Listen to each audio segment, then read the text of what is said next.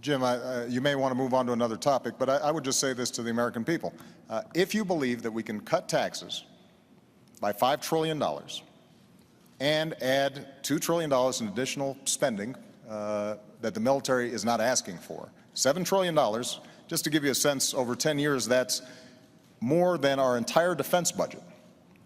And you think that by closing loopholes and deductions for the well-to-do, somehow you will not end up picking up the tab, then Governor Romney's plan may work for you. But I think math, common sense, and our history shows us that's not a recipe for job growth. Look, we've tried this. We've tried both approaches.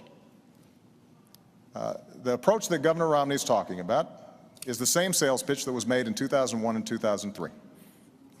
And we ended up with the slowest job growth in 50 years. We ended up moving from surplus to deficits, and it all culminated in the worst financial crisis since the Great Depression. Bill Clinton tried the approach that I'm talking about. We created 23 million new jobs. We went from deficit to surplus, and businesses did very well.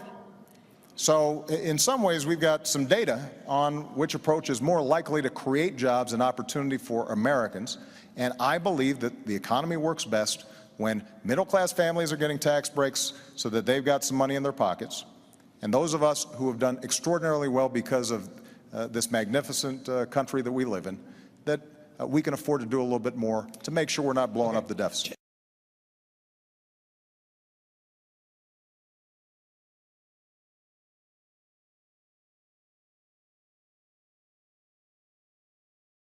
When I walked into the Oval Office, I had more than $1 trillion deficit greeting me, and we know where it came from.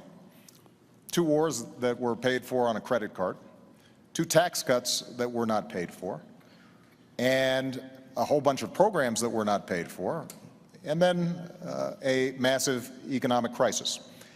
And despite that, what we've said is, yes, we had to take some initial emergency measures to make sure we didn't slip into a Great Depression. But what we've also said is, let's make sure that we are cutting out those things that are not helping us grow. So 77 government programs, everything from aircrafts that the Air Force had ordered but weren't working very well, 18 government programs for education that were well-intentioned but weren't helping kids learn. We went after medical fraud in Medicare and Medicaid very aggressively, more aggressively than ever before, and have saved tens of billions of dollars, $50 billion of waste taken out of the system. And I worked with Democrats and Republicans to cut $1 trillion out of our discretionary domestic budget. That's the largest cut in the discretionary domestic budget since Dwight Eisenhower. Now, we all know that we've got to do more. And so I put forward a specific $4 trillion deficit reduction plan. It's on a website. You can look at all the numbers, what cuts we make, and what revenue we raise. And the way we do it is $2.50 for every cut. We ask for $1 of additional revenue, paid for, as I indicated earlier, by asking those of us who have done very well in this country to contribute a little bit more to reduce the deficit. Governor Romney earlier mentioned the Bowles-Simpson Commission.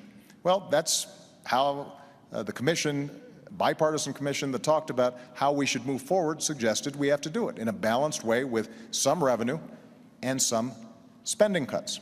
And this is a major difference that Governor Romney and I have. Let me just finish this point because you're looking for contrast. You know, when Governor Romney stood on a stage with other Republican candidates for the nomination, and he was asked, would you take $10 of spending cuts for just $1 of revenue? And he said no. Now, if you take such an unbalanced approach, then that means you are going to be gutting our investments in schools and education. It means that Governor Romney talked about Medicaid and how we could send it back to the states, but effectively this means a 30% cut in the primary program we help for seniors who are in nursing homes, for kids who are with disabilities. Mr. President, and that is not a right strategy for us to move forward. Way over.